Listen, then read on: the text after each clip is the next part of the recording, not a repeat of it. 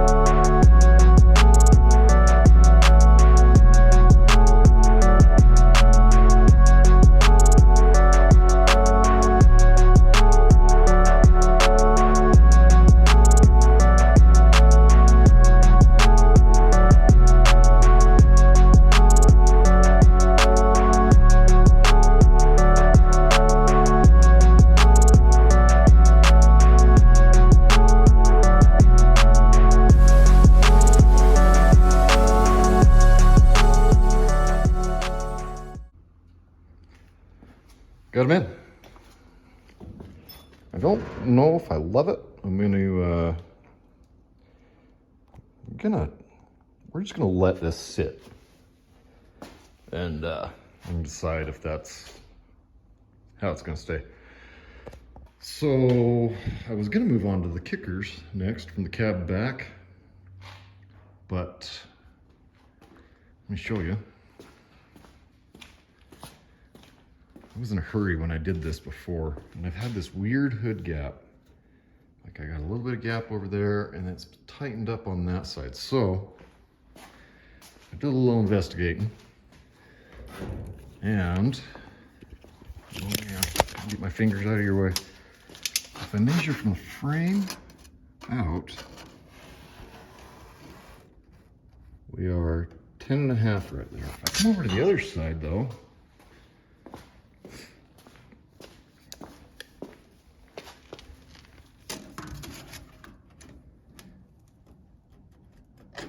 we're 10.25-ish. So this cab is cocked a little bit. And the way these old F1s work is like it just bolts on. I think it was a shackle originally, and I think I went off that original mount. So it might just be that those mounts aren't kosher. But there's no adjustment. Like I can't shift the cab at all. So I think I'm gonna rethink this and replan some stuff. We'll do the inside hoop now. Probably knock out that floor there so I can do a bolt plate because I want this cab to come off.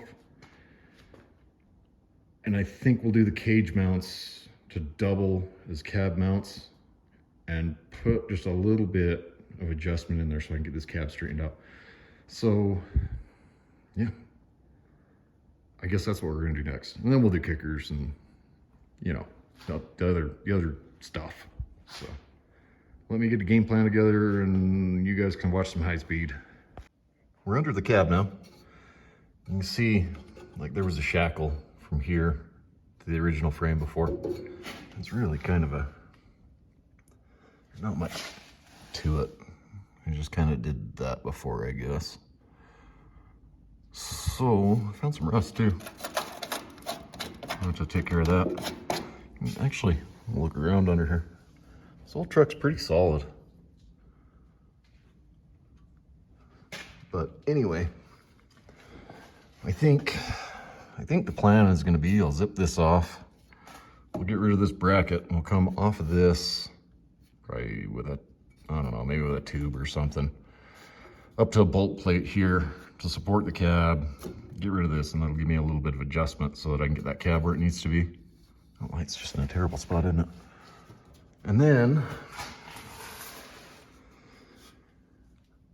these are the running board mounts. You can see they're over there too. Bam, bam. And I don't think this is gonna be quite as stiff as I want it to. So I'm gonna run a tube. I'll finish burning these in. I'll run a tube from there to here with a couple of connectors up through there, and that should help stiffen up the middle of this chassis quite a bit. And then off this tube,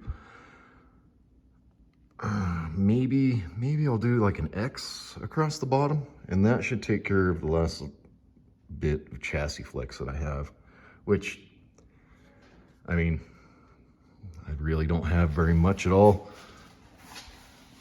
If you remember quite a while ago, I just had these tabs holding the cab in the front, and I mean, where we're gonna go cage now, the front, well, those tubes come down about right here. So we'll probably do the same thing here. We'll just jump a tube off of that over to another plate so that I can do a bolt plate through the floor here. And that, oh, thing's in. Too fat for this, guys. That way, we can get that hoop in. We're on a tube from there forward. I know this is a really awkward video. Lube in there, come down to another bend, come down, we'll tie into the floor right here. That'll keep everything out of the way, hopefully. So, let's start cutting some stuff.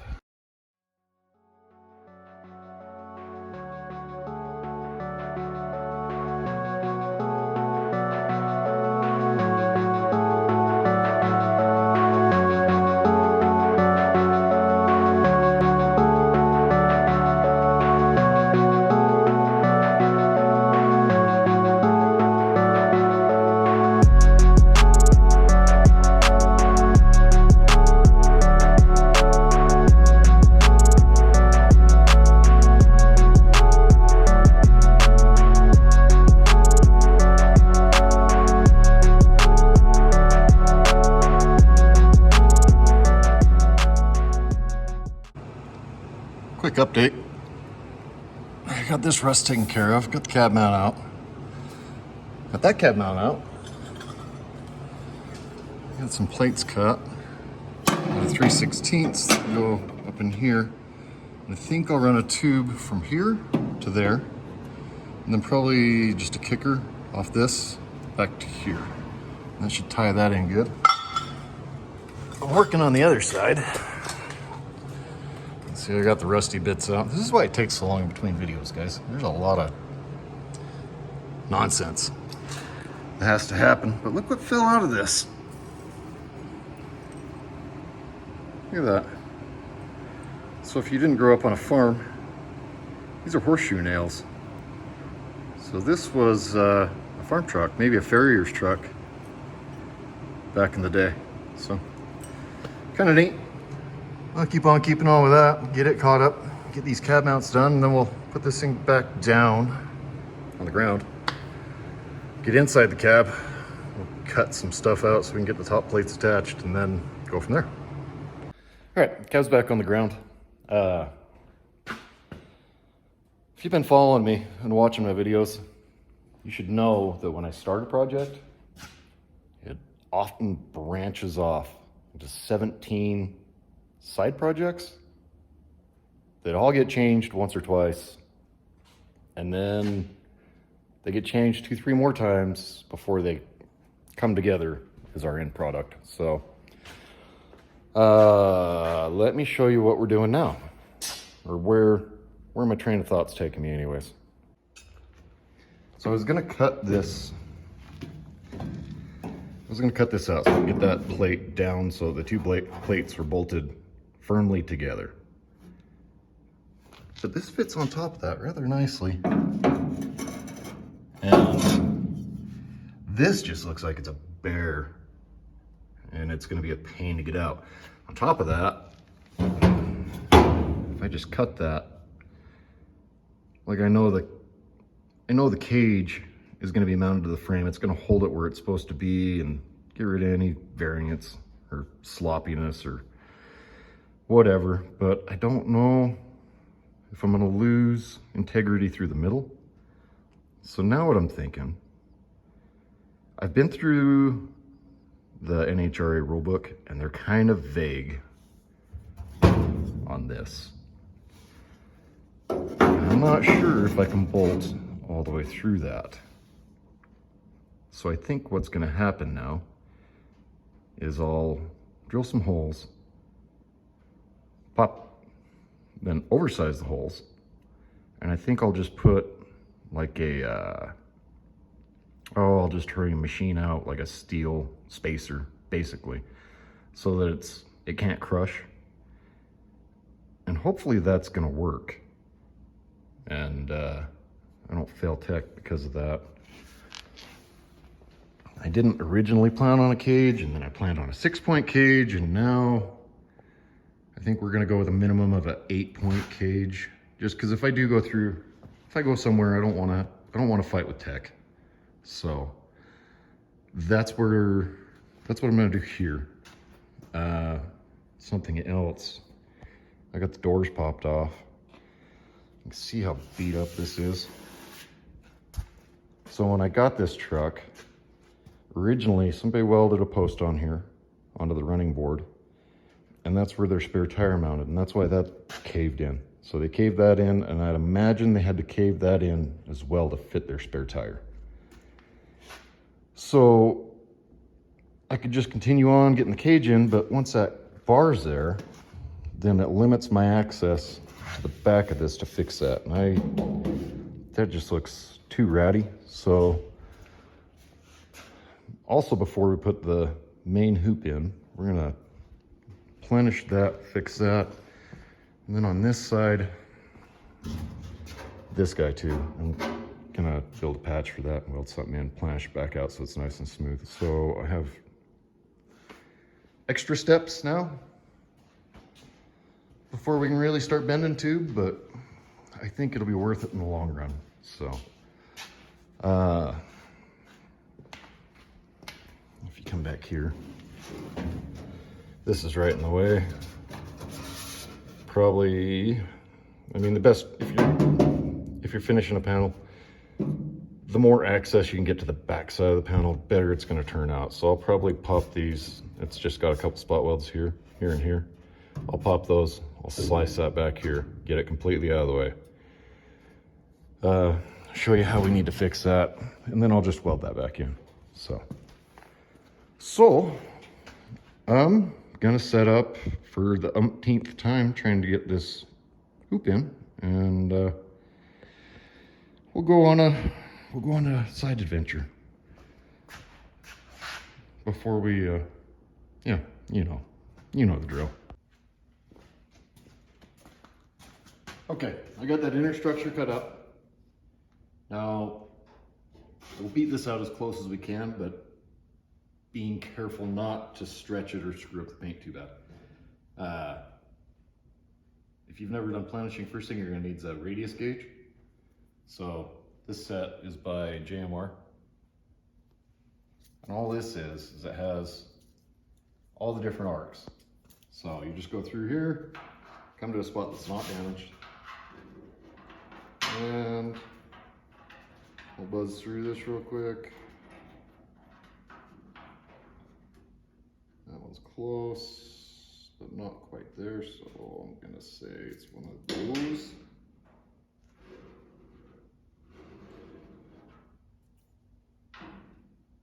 Not that one. That one right there. So with our little radius gauge, we know that is a 9-inch radius. So now we're at the plenishing hammer. Our lower anvil will be 9-inch radius lower. We'll beat this out close, and then we'll take that plenishing hammer with light pressure and just kind of work this back out. Check it over here. Actually, that is going to work all the way out to about here. And then right here, our radius is going to get steeper, so we'll planish with our 9 here. Moving out to here, we'll bump it to, imagine a 6. Ooh, tighter than that.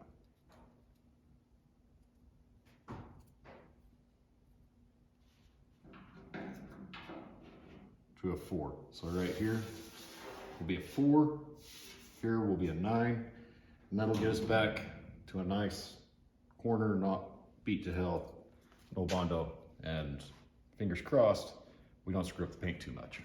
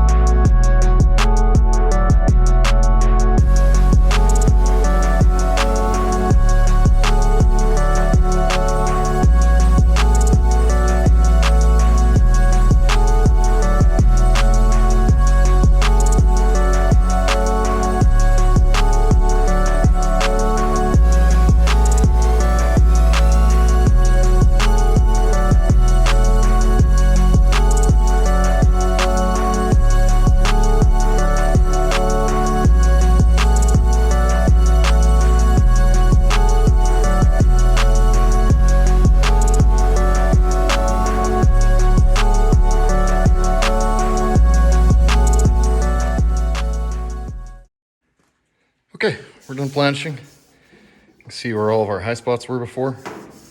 I had to overstretch here. You saw me mark those. There and there. So these are actually stretched, these marks, from being beat in and then coming back out. So it basically makes them all high spots, and where I'm keeping this patina, I overstretched here and here to kind of take up the difference and smooth this out.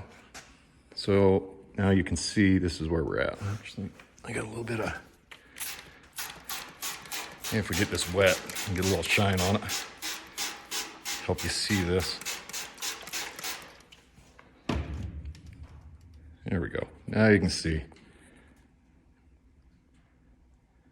We're back to a nearly perfect corner. Like if you were going to paint skim coated Bondo, this would be the cat's ass.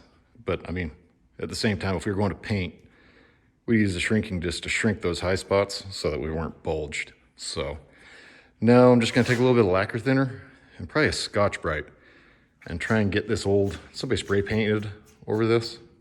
I left it there to kind of help protect the paint. So now we'll take a Scotch-Brite, some lacquer thinner, scrub on this a little bit, and see how bad we messed up the paint.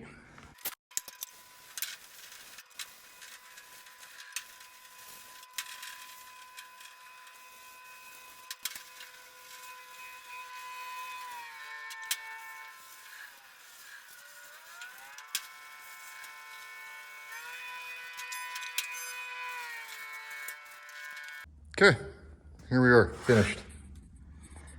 See, I still got a little bit of spray paint that I can knock off, but we went from a caved in, nasty looking corner, well, not even a corner, the entire side, to, got a couple chips in the paint, but who's gonna know? Nobody, that's who, nobody's gonna know. It probably took longer to scrub the spray paint off than it did to actually fix the dent. So if you're ever wondering how to do something like that, there you go. So here's the spacers I was talking about. These are just gonna drop in like so. Yep. And then they'll get welded in. And that way, there's no crush point in between our top plate and our bottom plate. And hopefully, we'll just say hopefully, that's gonna keep all of the, oh God, brain's not working today. That's gonna keep all of the tech guys happy anywhere I go. So I'm gonna get these all dropped into there, get them welded in. I'll bolt the two plates together, then we can go on to mounts. Okay guys, cab's done. We're finally to the cage. So I've measured this out, 55.5 outside tube to outside tube at the bottom. I'm 51 on the top. So we're not 90-degree bends. So my straight edge here says that I'm gonna need to put a kick in here, right about where this door hinge is. No big deal. Back figure and see what degree this bend is going to be, just kind of by our rough measurements. So when you're measuring out and laying out your cage, make sure, like, you want it to fit as tight as possible, obviously, but make sure you leave yourself enough room to get a welder up in and around so you can get your joints welded up. So from here, walk you over, I'll kind of explain how I lay out for bending tube, how I'm going to bend this one, and hopefully that kind of helps you when you get to this point right here. So let's check it out. Okay, I just kind of drew up the rough cage. This is my width at the top, my width at the bottom. This is where I'm going to put that bend. So this is where that hinge point is. This is my total height. So if I zoom in here, I've got 175. So this bend here, as far as the bender is concerned, is going to be 5 degrees. and this guy up here, 95. So as far as the bender wants to know, we're gonna be 85. Okay guys, I can't find my cheater tube anywhere. So I guess we're gonna go through bending start to finish. So first thing you're gonna wanna do, like if you just got a bender, you're not quite sure how to lay anything out, this is where you're gonna start. Find yourself a scrap, cut a scrap, whatever. Leave yourself some stick out. We're just gonna mark out this tube. So we'll leave, actually, I think I need more than that for my bender. We'll leave 5 inches stick out. And this will be the line that we line up on our die. And we're gonna come through, we're gonna mark in 1 inch increments. The reason that we're doing this is to figure out our cost of material per bend. So anytime you're bending, it's gonna cost you material every time you bend. So like this is 26 inches. By the time it's been over to a 90, it's probably gonna be somewhere around, oh, what? 17, something like that, just guessing. I can't remember on my bender. This is my bender's last go around before it gets replaced. And you'll see why in just a minute. I've had that poor guy for a little over 20 years. Company's gone out of business, I can't get dies for it, and it's plumb wore out. I've probably ran 6,000 or 8,000 foot of tube through that, so that machine doesn't owe me anything. So this is what we're gonna do. This is our start point.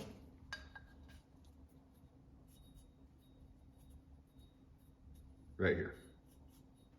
So now we'll load this in the bender. And I'll be right back.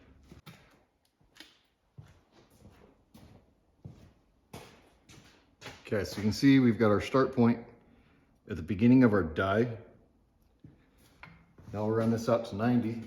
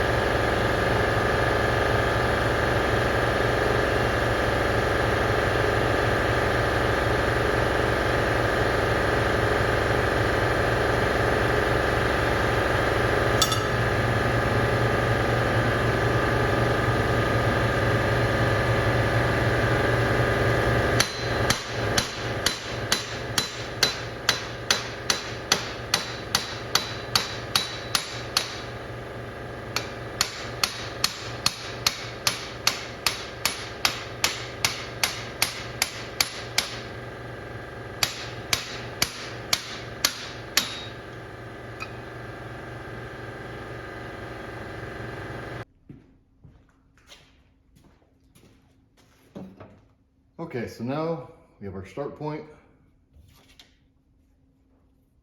We have our contact point with the die here. And we have our end point on the die right here. So now we can see if we can go down the tube. 1, 2, 3, 4, 5, 6, 7, 8, 9, 10. The cost of that bend is about 11 1/4. Now, if you're setting up your bender for the first time, bend every 10 or 15 degrees and then mark your following die, and you'll know your cost of material for every 10, 15 degrees, whatever you decide to do. And that'll help you a ton. What else makes this nice is we know this is the start of our bend. We know that our cage needs to be, what was it, 50? So I'm just going to line this up with the edge of the table here. I'm going to mark where the start of our bend is.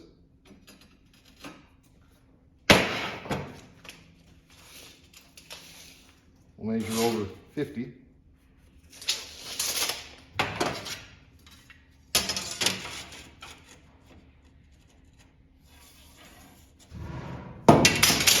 And bring this right over to where it lines up. Start of our bend's right here. We'll just hurry and put a mark there.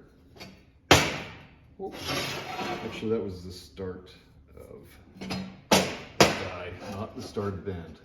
Make sure you mark these to where they're easy to see.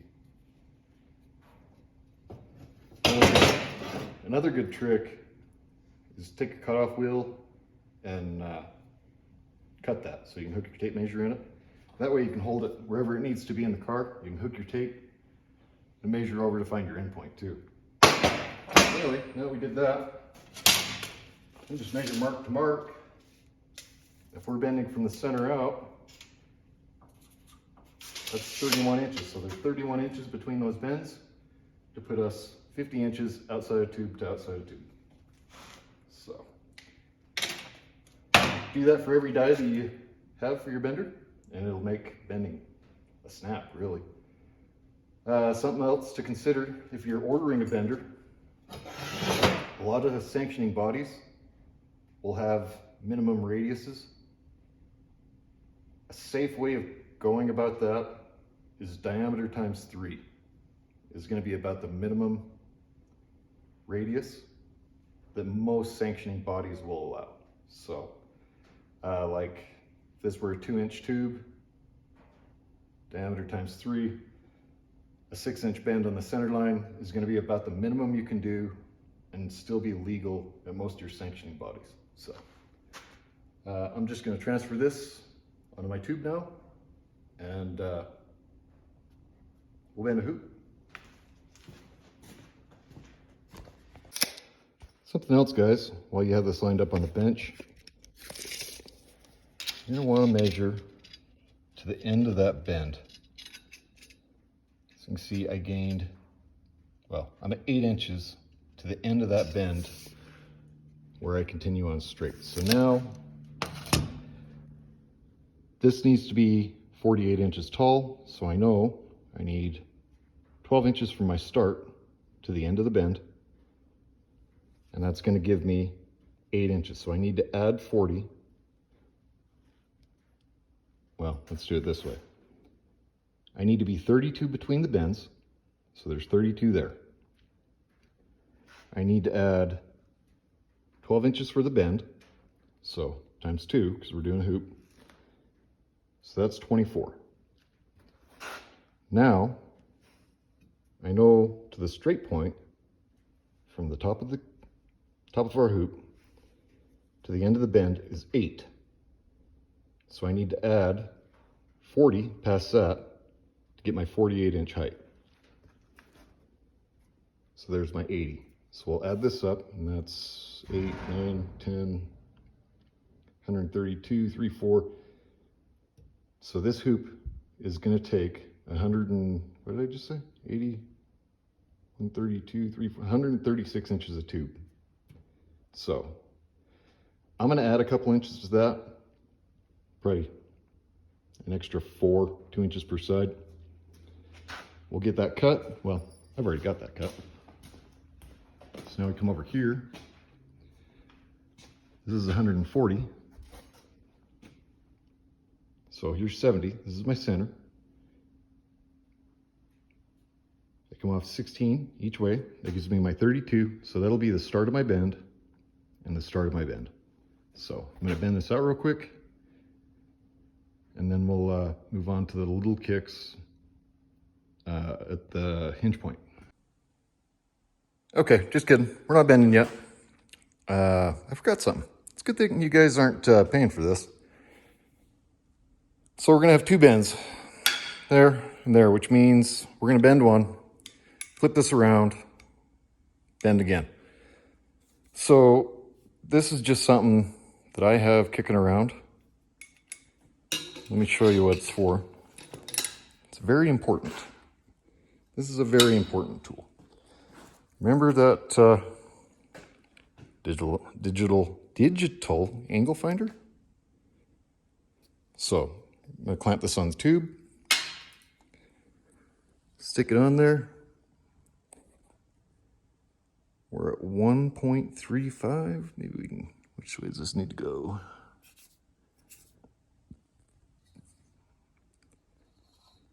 I've got the bender snugged up so that this tube won't move.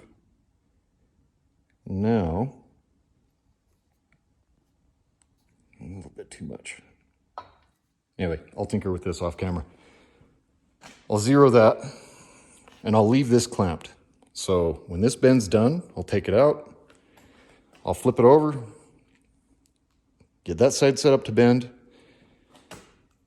and I'll put the angle finder back on here, zero it, and that way the bends don't end up dog-legged.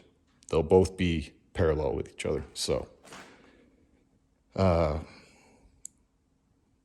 this is just an old pair of pliers and a piece of angle iron and some junk tube that I cut in half. So if you do a lot of bending, or if you're going to do any intricate bending where your bends need to line up one to the other, go ahead and build you one of these too.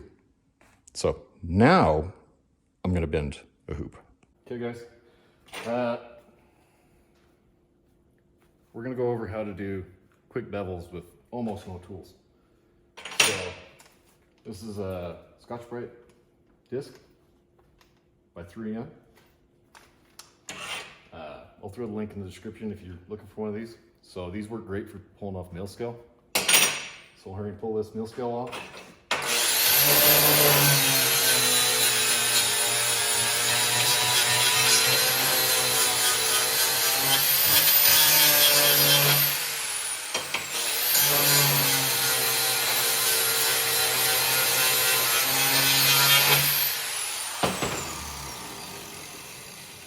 See, we pulled off every bit of mill scale pretty quick. For large areas, they're not the greatest, but for small parts, these things are awesome. After that, Dicam, just layout fluid. I always have a can of this handy. And what that's gonna do is it's gonna put a nice blue coat on the metal. Grab a set of dividers, set whatever you want for your bevel to be. You can see that Dicam makes that line show up really well, so it makes it easy to follow. From there, grab your flap disc, throw it on. I use Benchmark abrasives. I've had really good luck with these. It's about the only thing I buy anymore. You just take your flap disc and grind right up to your line. And you end up with nice beveled parts with no special machinery and rather quickly. So just a quick tip. If you have some small parts that you're trying to make a little bit more decorative, a little more custom, this is a quick and easy way to do it. So I just realized I didn't tell you what those beveled parts are for, but this is what they're for. So the kickers from the main hoop running back are going to weld to this, and that just carries through to the inside. This hoop isn't quite sitting where it needs to be, but that, you can see, is right behind that. So we'll just do a small tube from that to this. And that'll tie our main hoop to our kickers, I'm gonna run those down here. And that'll tie all of that together. So I need to be able to get this cab off so that I can sandblast and paint this. So that's the reason for those. And I think they look sharp, so I'm gonna make a couple kickers real quick, tie in that hoop, weld it down, and man, I might run out of tube. So let me hurry and get this done and we'll see where we end up. Okay, you can see I got the kickers in. I need to do a little trimming on that one. You can see it's still not quite in the same spot as that one. So moving forward, you can see I got them ran up into these beveled plates. They don't fit quite as nice as I wanted them to, but that'll be all right. That's technically, I think, not okay in the rule book. I'm gonna roll the dice on that one. I believe, if memory serves, that has to go straight to the hoop and weld. I can't do that, so I'm rolling the dice there. And come up here. I got this tacked on the floor on both sides. I'm gonna explain to you why that's only tacked. If you come up in here, I got my connecting tubes from here to here, and I've got those tacked in pretty good. So, the way this is, there's no way you can get a full weld all the way around that. So now that those are tacked in, I'll do the seatbelt bar, get it tacked in, then I'll pop those bottom tacks and roll this forward so that I can fully weld all of that. This is the part where you need to start planning how you're gonna weld things out. Because I mean, if we were just to keep continuing on and get our front bars in, and our dash bar and everything else, there'd be no way to pull this apart to try and start getting everything welded out. The objective is gonna be, from here on out, getting everything fully welded, or as close to, because you're not always gonna be able to weld, especially if you're building inside of something, all the way around. So if we stop here, unbolt this, I can bust those tacks, I can lay this forward, I'll be able to weld those fully, seatbelt bar fully. I'll pop these back tacks, pull this off, I'll weld this fully. This is mostly just so I don't hurt the paint here though. So that's something to keep in mind as you're doing your cage, is if you get to a point like this, it's a good time, if you can, to move things around and get all welded before you set it back in and make it permanent. Now, back to our cheater bars. I want this bar to be as close to the cab as possible so that I have as much room for my seat to move back, because I'm kind of tall. So here's my cheater bar. That's where the start of my bend is. I'll lay this up in here to where it's flat against the cab. You see, I just transfer that mark straight back, and that's going to be start a bend. And I can easily figure out that that tube needs to bounce over another 1 5/8 to land on the outside. So I'll do this on both sides. See, well, you can kind of see that other mark over there. That gives me my measurement, then I can just add for what I need to be coming out, and that'll give me my bend layout for that tube.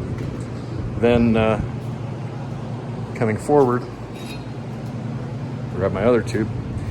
Seatbelt bar's not the same size as the main. I can take this, get it positioned where I want it, and I can measure from the cage to my start of bend now, and I can figure out what degree it bends, because as I'm coming forward, that's gonna hit. So it'll help me get that position just right, so I can pull my measurement for that. From there, I just need this degree of bend, have my separation down to this, and that bar's done. So I'm gonna get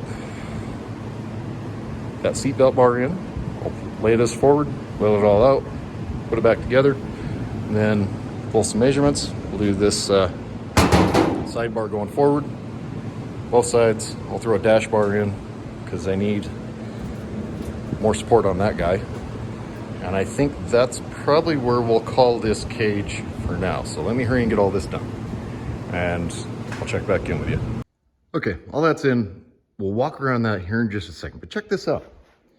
I was beating on that thing, and this fell out, which is amazing because I don't even know where that fell out of. I don't know if it was stuffed up inside that windshield pillar. I don't know. But look at what we got here. We have an old invoice. So another piece of this truck's history kind of puzzling together. This is from June 14th, 1954. So just a couple years after this truck was made. So it's still a fairly new truck at the time, and it was sold to Western Coal Mine. I can't read that. Well, out of Salt Lake City, Utah. That's just their address. So they were buying, looks like 16 and 20 penny nails, 10 pounds a pop. It's 20 pounds of nails. There's no price, which sucks. It would be nice to see what they were paying for that back in 54, but how cool is that? So anyway, moving on.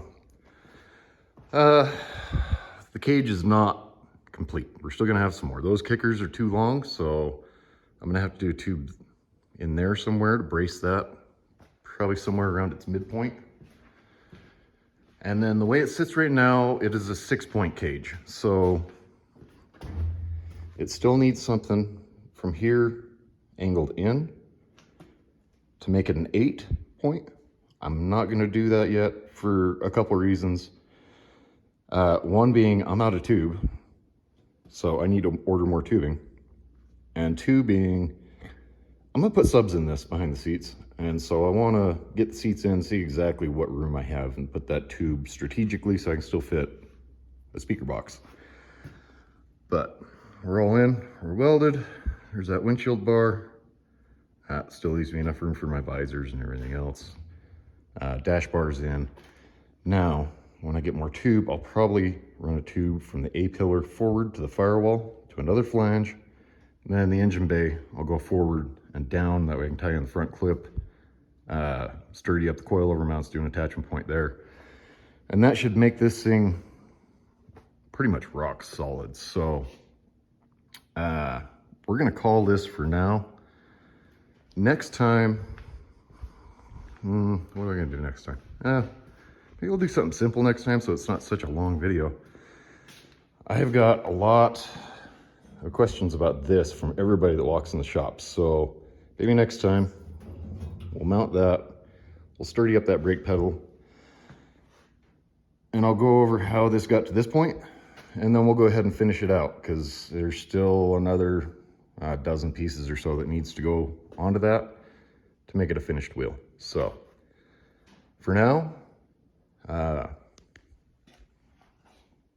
Carl, No Coast Fab. Like, subscribe, do the thing, and I'll catch you guys next time. Peace.